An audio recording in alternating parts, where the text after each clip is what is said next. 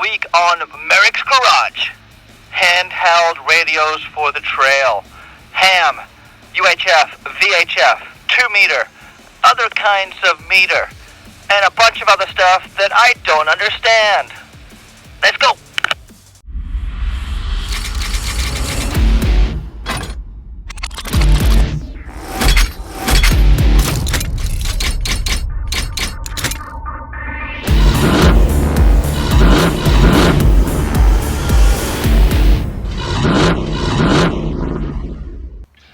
Before we went on our trip to Baja last year, we needed to make sure that we had a reliable form of communicating with the other family that went on the trip with us. I grew up with CBs in my trucks. I was never any good at tuning them or the antenna or getting into anything other than dirty trucker talk. Breaker one, this is the bandit, it's a snowman out there, my head you, son. Mercy sakes, you put about 8.5 on me, blowing the windows out, bring it on. And 4. I was turned on to these little guys, and I've been incredibly impressed by the range, the versatility, the durability, the battery life. Everything about them has blown me away, especially when you consider how much they are. I wanted a reliable form of communicating over varied amounts of distance, anywhere between 2 and 5 miles. These guys are cheap, durable, have great battery life, and great range. I've got all the parts listed down below in my Amazon store, so go ahead and click that link and you can see all the various parts that I put together into the group package that I bought. I decided to go with handhelds to begin with. I figured this was going to be the best foundation to build my radio system off of, and it gives me the option to hand out one of these radios to friends who don't have one or to my children when they go exploring around camp. Disclaimer. Just like every other video, I am not an expert in radios. My experience came from being a member of the Santa Barbara County Sheriff's Search and Rescue Team for about 10 years. We used primarily UHF, VHF on a repeater-based system, and I became proficient in talking on them, finding signal, appropriate protocols, but I never understood the nuts and bolts of exactly how they worked. So don't look for this video to really give you that much in-depth into waveforms and frequency modulations, because it's over my head. What I can tell you is, this is not a toy.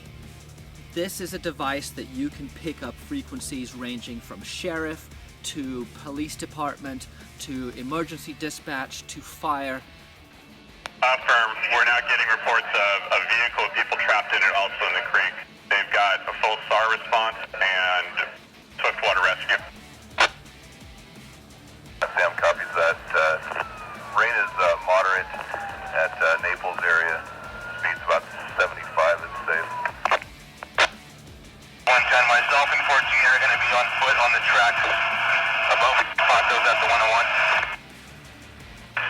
Roger, 1. Needless to say, you need to be off those channels. Go ahead and listen to them. This will function much like a scanner, but you should go out and get your ham radio license. You take that class and you're going to learn all about the stuff that I don't know. It won't give you a license to speak on all the emergency channels, but it will give you a license to speak on all of the ham radio channels, which there are thousands. So take that course if you intend on getting serious on this. It's a really good way to learn about the technology and have a very good understanding of how it works. That said, that behind us, let's jump into why I chose these guys. Small, light, easy to pack, and decent power. This is my 5-watt radio, and this is my 8-watt radio. I can hand these out to the children, they can go away on the trail, and as I'm going to show you here in a few minutes, I can still reach them and know where they are. My wife took one when she went snowshoeing last year and got about 4 miles away, and handheld to handheld, we were still able to talk. That is a very cool feature in terrain that often doesn't provide cell service or any other signal, and terrain that would swallow up a CB signal in no time flat. So let's demonstrate these. I'm going to hand one off to my children here. They're going to run down the trail a little bit, and we're going to do some walkie talkie. We are in a pretty heavily wooded area up here in the Santa Barbara foothills, and I wanted to check the range and just give a demonstration of exactly how well these radios work. My 8-year-old and 5-year-old have my 8-watt, and they just ran off down the trail. I'm gonna give them about 5 minutes, and then we're gonna check in. You guys can hear the frequency coming through, and they love it. It's fun for them to take the radio and go check out stuff, and they're constantly hitting me back, asking if I copy and things like that. For that sort of traffic, I stay on the family radio frequencies. That is an open channel that I can broadcast on. I'm not going to get as much range as I would with going off a repeater, obviously, but when I give it to my children and I know they're going to be in the relatively near vicinity, it's a good frequency for them to be bouncing around on. So my boys ran off and they've been gone about 8 minutes now, so any second now they should be checking back in. I've asked them to give a quick rundown of what they saw on the trail so we get an idea of broadcast quality. Don't talk. There they are. Ryder, do you copy? Please. Why don't you go ahead and give me a description of everything you saw on your hike? Leaves, trees, bunch of leaves on the ground, a burned tree that fell down, and one zombie. 10-4, I copy that. That sounds like a pretty fun hike. Can you hear me loud and clear? I can hear you loud and clear. Let's have a discussion about protocol and appropriate radio etiquette.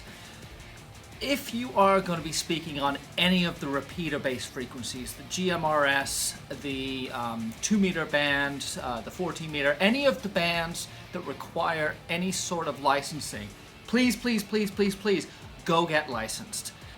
When speaking on a handheld radio, as long as you are holding down the push-to-talk button, you are broadcasting on that channel, meaning that as long as it is held down, everyone can hear what you are saying and nobody else can get in on that frequency.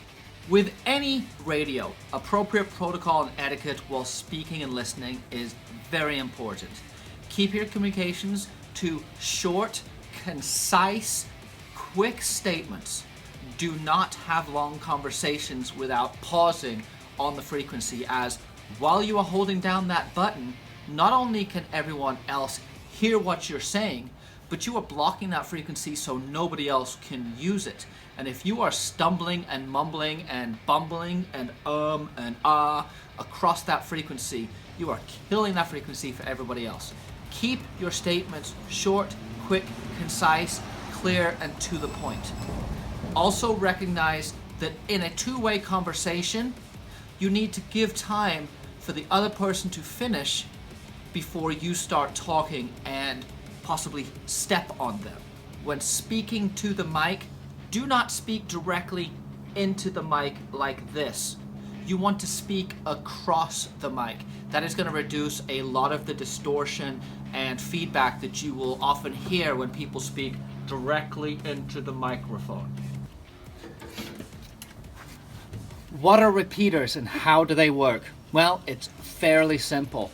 All a repeater is a electronic device located in a geographically advantageous point, usually on a mountain peak or on top of a hill or a building, and it rebroadcasts the signal to a wider area. The power of your radio determines how far you can broadcast your signal. By putting a repeater in at a geographically advantageous point, you provide a service that repeats whatever signal is broadcast on that frequency to a much larger range. For the sake of simplicity in this video, I'm going to assume that we are speaking on open frequencies that do not require a license. Most likely that's going to be the family radio service, the FRS stations. These could all be programmed into here. Yes, you can do whatever else you want in there, but the FRS radio signals for on-trail communications between you and your crew will be more than adequate. Chirp is a free program enabling you to program your radio via your laptop or computer with a USB cable. It enables you to set up all the basic settings like the turn on message and the volume and the back screen color and things like that. but also program all the memories. Instead of using the keypad on the actual radio itself, you can type things in, upload it, save the files so you can mirror across multiple devices. It's a great tool and really simplifies the setup of these radios. I have yet to install a non-portable car-mounted unit, but this 8-watt radio seems more than adequate for what I'm trying to do. I do have it hooked up to a mag mount up on the roof. You'll see right here is where the antenna just threads right in very easily, and I hook up a mic so I can talkie while I'm driving. And thank you for watching the latest episode of Merricks Garage. I barely scratched the surface with radios. There is so much to cover. I'll probably be doing another video where we get a little bit more into the details and down in the weeds when we talk about squelch and vox and all that other kind of stuff that I really don't understand. But I'm sure there are guys on here who do, because every time I put up a video, I get some cool nuggets of information down in the comments section below. So make sure to check out the comments, because there is a wealth of knowledge from my viewer base that is contributing to this and passing along information that all of us will find useful. So check out the links below. You'll see the links to my store and to Amazon, where you can find all the parts that I talked about. Subscribe, tell your friends, give me a thumbs up. Hit me up in the comments, and I'll talk to you next time. Merricks Garage!